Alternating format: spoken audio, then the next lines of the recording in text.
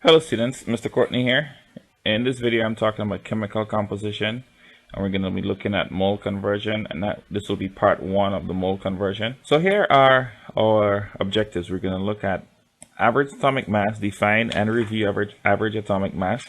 We're going to utilize the concept of a mole, and we're going to explain how chemists count number of atoms, molecules, formula units, or ions in a substance. And then we're also going to use the mole concept to determine the mass of an element or a compound. So we start with counting atoms. Now, if you had to count everyday substances, everyday particles, like how many sodas you drink in one day, how many sodas in a case, all those kind of things. Now, these are things you can do easily because you can see the substances. You can see the cans of soda, or the bottles of soda. But if you have to count atoms, atoms are so small that you cannot see them. Because if you look at the masses of atoms when they're expressed in grams, they're very, very small. Take, for example, oxygen 16. Look at the mass of it. So small that you have, 23 decimal places? That's very, very small. So can we count these atoms individually? Can we see them individually? That'd be very painstaking. It's virtually impossible to do these things. So we use relative atomic masses in chemical calculations.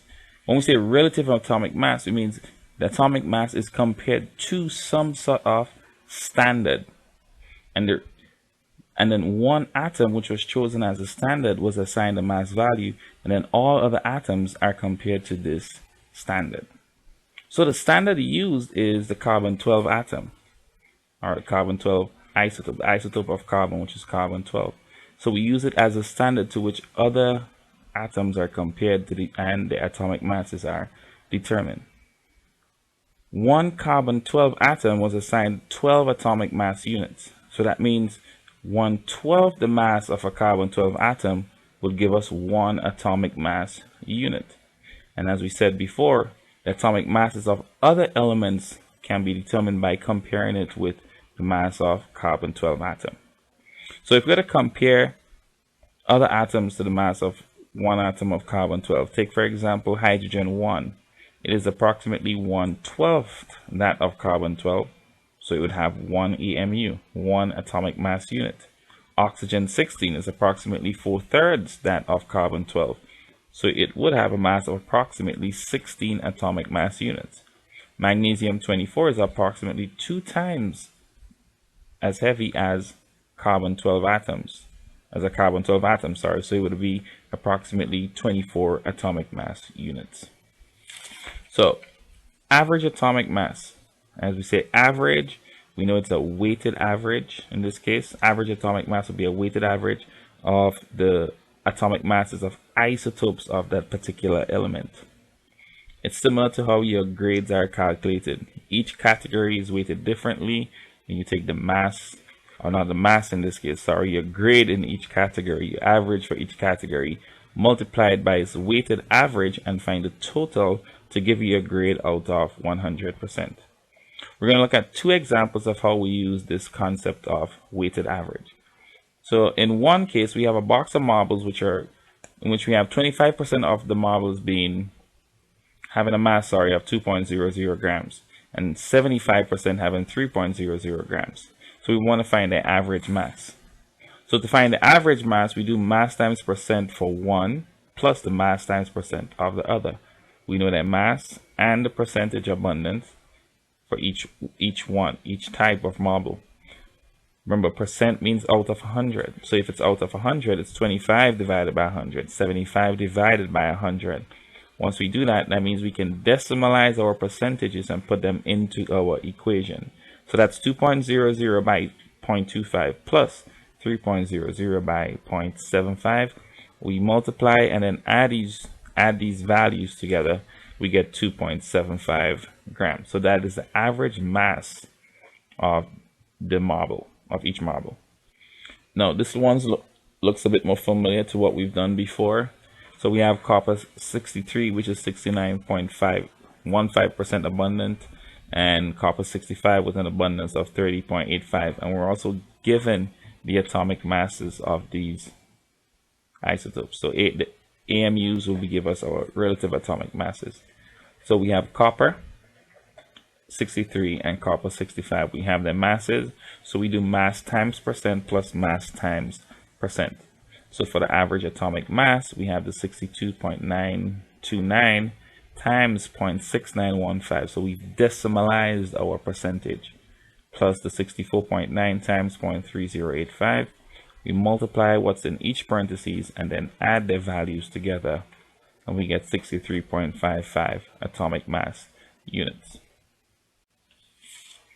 So on a relative mass scale, it makes it possible to know how many atoms of an element are present in a known mass of the element. Now, there are three important concepts that we need to know to relate mass in grams to number of particles. We need to know the mole, Avogadro's number, and molar mass. These concepts are the basis for relating mass in grams to number of particles. When we talk about the mole, we've used the mole before when we talked about SI units, and we defined it there as a measure of the amount of a substance. But how do we measure the amount of a substance? What measure is that? We use it to count the number of representative particles in a substance. So it is just like counting a dozen. So the mole is the amount of substance that contains as many particles as there are in 12 grams of carbon-12. Remember, carbon-12 is our standard. All other atoms are compared to that of carbon-12. So if we know how many particles or atoms there are in 12 grams of carbon-12, then that is 1 mole. All other substances that contain that same number of particles, whatever mass of these, we will call that 1 mole of that particular substance. When we think of Avogadro's number, Avogadro's number is the number of particles in exactly 1 mole of a pure substance. So that is, how many particles are there in 12 grams of carbon-12? And that number was determined to be 6.022 by 10 to the 23rd. So that number, that 6.022 by 10 to the 23rd, that is Avogadro's number. So when you think of Avogadro's number, you have to know Avogadro's number. You have to know that number. You have to memorize it. 6.022 by 10 to the 23rd. That's Avogadro's number. So let's talk about molar mass now. Molar mass is the mass of 1 mole of a pure substance. That is, how many particles do you have? What mass of a substance, that contains as many particles as there are in 12 grams of carbon-12. So it's numerically equal to the atomic mass of an element. So for an element, we get its molar mass by looking on the periodic table. That gives us its atomic mass. When we measure molar mass, we use units of grams per mole, because molar mass is mass per mole or grams per mole. The molar mass of an element contains 1 mole of atoms. So that means the molar mass of a substance contains 1 mole of particles, which is 6.022 by 10 to the 23rd particles. So here we see the relationship between molar mass, moles, and particles. So again, the molar mass of a substance, that's what we're seeing here.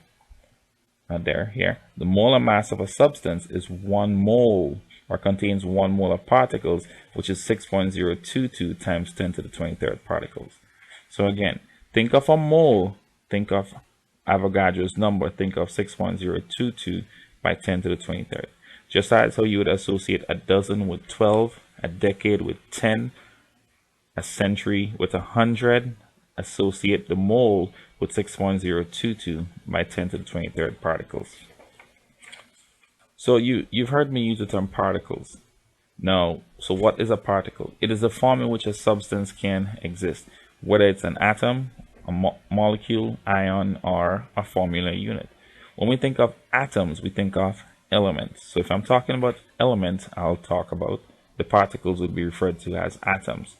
If I'm talking about molecules, that means the particles come from a covalent or a molecular compound. Remember, that contains 2 or more non-metals. When we talk about ions, that means they come from charged particles, whether it's positively charged, a cation, or negatively charged, an anion. When we think of formula units, now we're thinking about the compound formed between a positively charged particle, or a cation, and a negatively charged particle, and anion. And these compounds are called ionic compounds. So again, if it's an atom, that means the substance is an element. If it's a molecule, that means the substance is either, well, it is a molecular compound, or as we say sometimes, a covalent compound.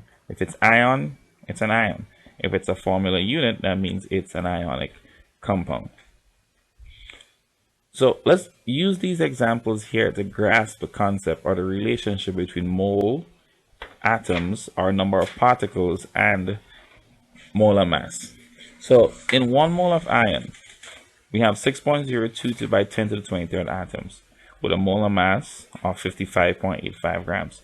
Since we use the term atoms, then we know that iron is an element.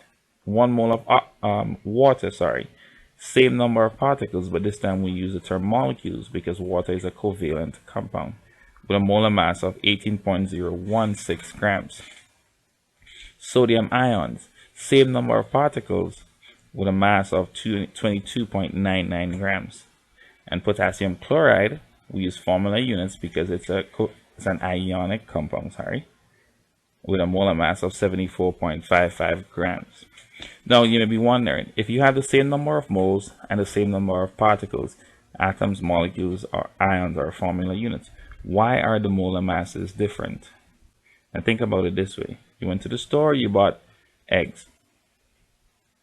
Each time you went, you bought a different type of egg. You bought grade A, cage-free, the large, or the jumbo eggs. You still bought a dozen eggs. That means you still have 12 eggs. But if you had to find the mass of those 12 eggs, because they're different sizes, then you get a different mass total. So your molar mass is different because the size of the atoms that make up these substances are different. So let's look at how we can convert between number of particles and moles and number of particles. So first of all, we need to have an equivalent statement. What is the relationship between number of moles and particles? In 1 mole, we have 6.022 times 10 to the 23rd particles.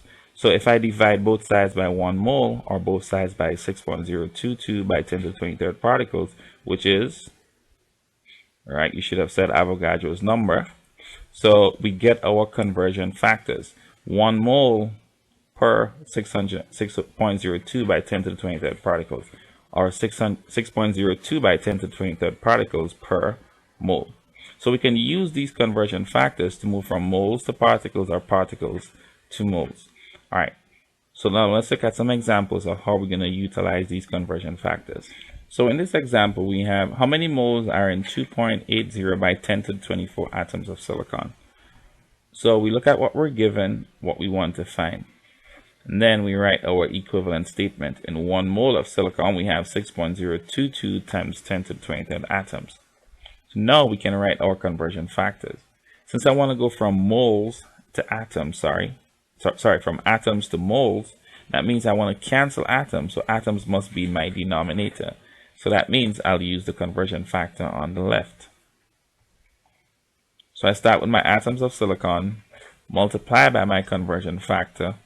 My atoms of silicon will cancel, so we're left with moles of silicon, which is what we want. And then divide our coefficients minus our exponents. 2.80 by 10 to the 24 divided by 6.02 by 10 to the 23rd leaves us with 4.65 moles of silicon. Now, if you had to solve this problem here without a calculator, let's look at the steps you would take to solve it. So in some cases, you will have to round off. So we will leave 2.80 by 10 to the 24 as is, and then we'll round off 6.02 by 10 to the 23rd to 6 by 10 to the 23rd.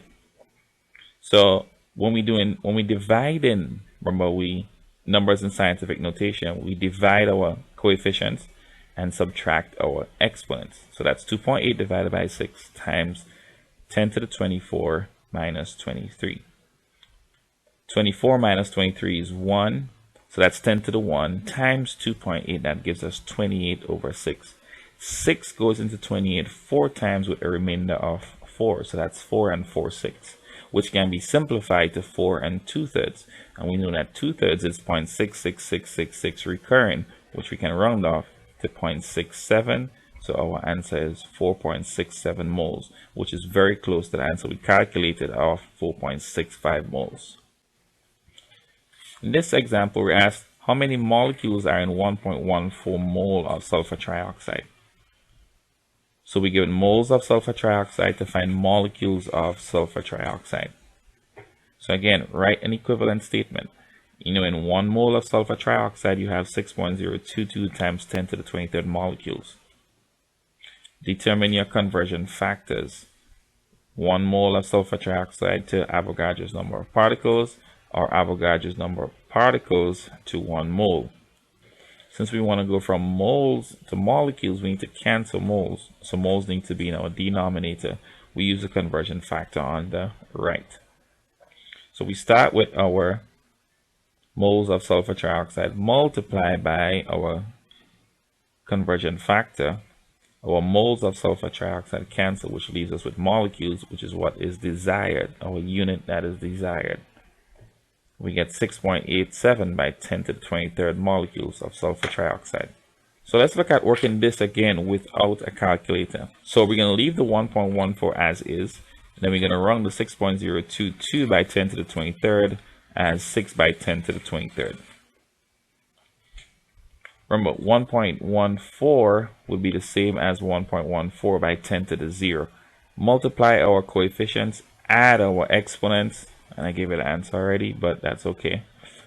So we get 1.14 by 6 times 10 to the 0 plus 23, and that gives us 6.84 by 10 to the 23rd molecules of sulfur trioxide, again, which is very, very close to our calculated answer. So here, let's summarize the conversion between moles and particles. To go from moles to particles or particles to moles, we're going to use Avogadro's number. Now, if we're going with the arrow, that is, we're going from moles to particles, we're going to multiply. If we're going from particles to moles against the arrow, then we're going to divide. And here we're going to multiply. To go from moles to particles, since we're going with the arrow, we're going to multiply by Avogadro's number. And if we're going from particles to moles, since we're going against the arrow, we're going to divide by Avogadro's number. So now we're going to look at calculating molar mass. And we say molar mass is the mass in grams of 1 mole of an element, a compound, or an ion. Now there are different names that you will see for molar mass. When you look at questions, you will see that these terms are used in place of molar mass. So it is important that you understand that these mean the same as molar mass and be able to calculate molar mass. So to find the molar mass, we add the total mass of each element in the compound. But first, we must know what the chemical formula is, because the chemical formula indicates how many atoms of each element are present. Once we find the mass of each element present, then we can add these masses together to find the total mass, which is our molar mass in grams per mole. So let's look at this example, methane, CH4. We have 1 carbon atom and 4 hydrogen atoms. So the mass of 1 mole would be 1 times 12.01, which is the atomic mass of carbon. So we find atomic masses of the elements on the periodic table. So we get 12.01. We have 4 moles of hydrogen. That's 4 times 1.008, because each carbon atom has a mass of 1.008 grams. Now we add these values together to give us 16.04, and we can only go to 2 decimal places because carbon is only given to 2 decimal places. Our answer cannot be more precise than our least precise measurement. So that's how we get 16.04 grams. So we look at an ionic compound now, sodium chloride. Sodium chloride has 1 mole of sodium ions and 1 mole of chloride ions with a mass of 22.99 and 35.45 grams respectively. We add these two together, we get 58.44 grams, and that is the molar mass of sodium chloride. And again, the masses come from the periodic table, that is the atomic mass of the different elements. So if we ask here to calculate the molar mass of barium nitrate, notice that we're not given the formula of barium nitrate. So we first have to determine the formula of barium nitrate. We know that we have barium ions and nitrate ions. When we look at them, we see that their charges are not equal and opposite.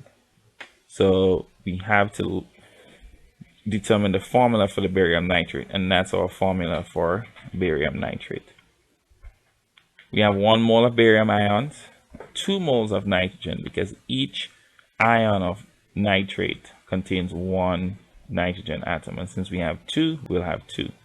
Same goes for oxygen. Each nitrate ion has 3 oxygen atoms. 3 times 2 will be 6, or 3 plus 3 is 6.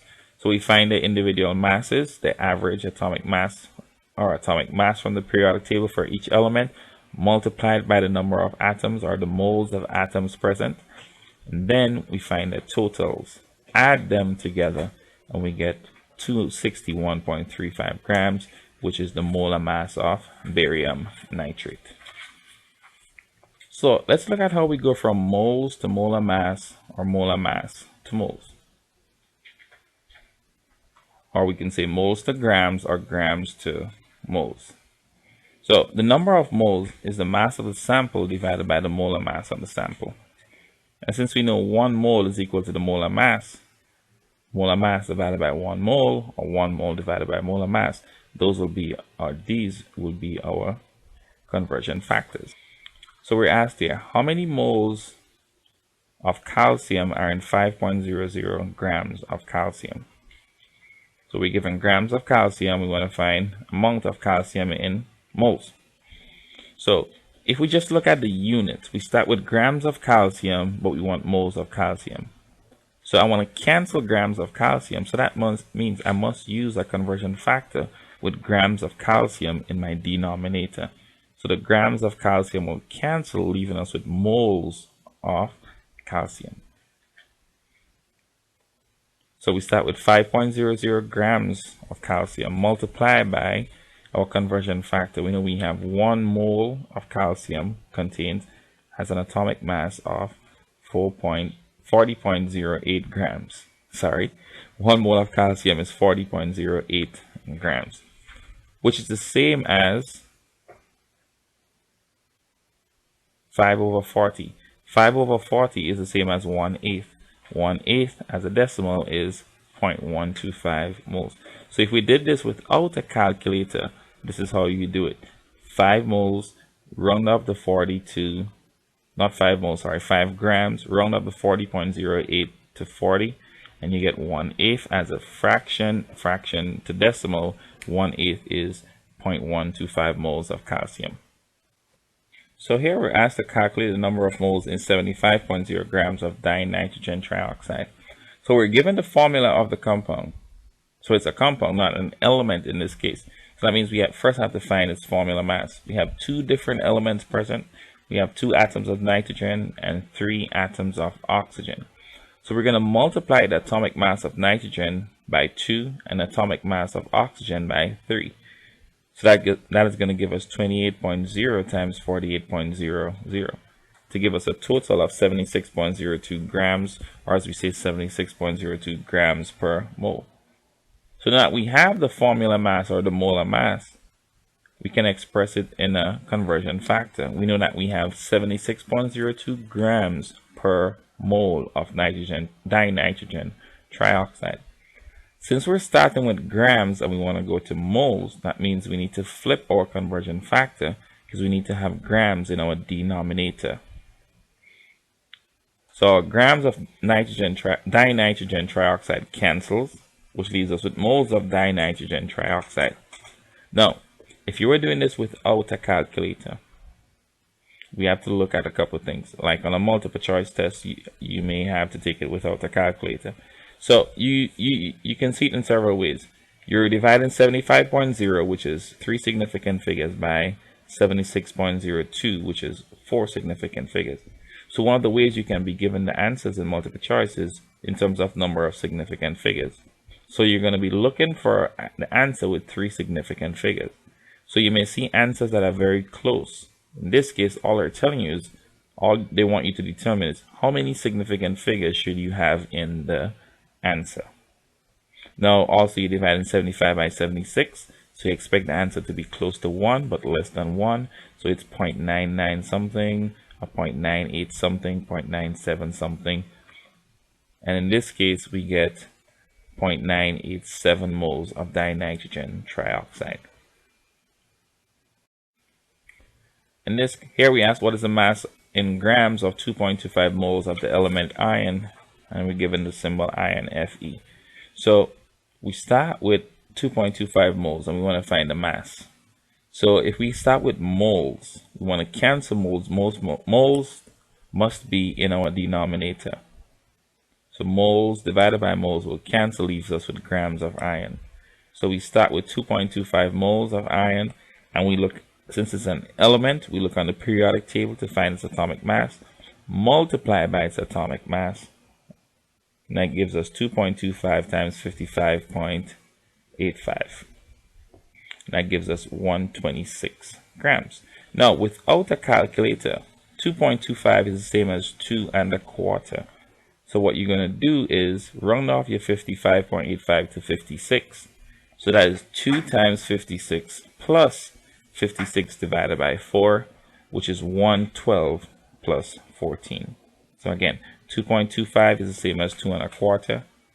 So that's 2 times 56, because we rounded 55.85 to 56, plus 56 divided by 4. That's 112 plus 114, which gives us the same 1.26 grams of iron. Sorry, not 1.26, 126 grams of iron. In our final example, we're asked to use a mole concept and dimension analysis to determine the mass in grams of 9.45 moles of aluminum trioxide. So similar to what we saw before, we're given a compound. And since we have moles and grams, we know we need to find the formula mass. 2 atoms of aluminum and 3 atoms of oxygen. And that gives us a total mass of 101.96. And remember, those atomic masses come from the periodic table. So our molar mass is 101.96 grams per mole. That is also our conversion factor. Since we start with moles, then we're going to keep the conversion factor as is, because moles is already in our denominator. They're going to cancel. That leaves us 9.45 multiplied by 101.96. And that gives us 964 grams of aluminum oxide. So now let's just summarize what we've talked about in terms of our conversions here. We looked at the relationship between grams, which would be our molar mass, or like our molar mass, number of moles and number of particles. We already looked at what, if we're converting between number of moles and particles, we're going to use Avogadro's number. Well, if we're converting between number of moles and grams, then we're going to use molar mass. And if you're going with the arrow, you're going to multiply. If you're going against the arrow, then you're going to divide. So if I'm going from grams to mole, I'm going to divide by molar mass. If I'm going from moles to particles, I will multiply by Avogadro's number. From particles to moles, we'll divide by Avogadro's number. And from moles to grams, we will multiply by the molar mass. So here we see that we can go from grams to particles, but we must go to moles. So moles is what hold grams and particles together, or rather, what connects grams and particles together. In the next part, in mole conversion part 2, we'll be looking at the 2-step conversions. That is, how do we go from grams to particles or from particles to moles? In this lesson, we only looked at going from grams to moles, or moles to grams, and moles to particles, or particles to moles. So we looked at 1-step conversion either way. Next time in part 2, we're going to look at mole conversion, where we go 2 steps from grams to particles, or particles to grams. Alright, so this takes us to the end of the lesson. Until the next time, I'm out. Blessings.